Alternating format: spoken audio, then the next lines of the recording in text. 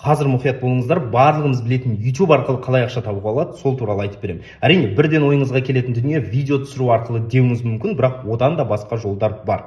Біріншіден, видео түсіру арқылы ақша табуға бола ма десек, әрине болады. Мысалы, соңғы бір айда мен YouTube арқылы осынша доллар таптым монетизация арқылы. Бірақ бұндай ақша тауып тұру үшін, әрине біз ұдайы жұмыс ретінде қарап, ұдайы контент түсіріп жұмыс жасауымыз керек. Одан бөлек YouTube-тың акциясын сатып алсақ та болады.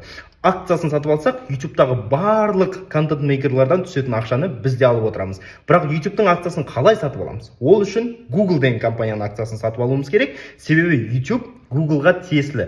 Google-ға мысалы 10 жыл бұрын 100 долларға акциясын сатып алған болсақ, қазір осынша доллар болатын еді, яғни сатқанда пайда табатын едік, дәл осынша доллар. Яғни Google-ның акциясын сатып алу үшін бізге брокерлік счет керек. Ол үшін TraderNet Global болсын, Халық Инвест, Жусан Инвестпен ашамыз да счетты. Сол жерге поиске Google деп жазсақ,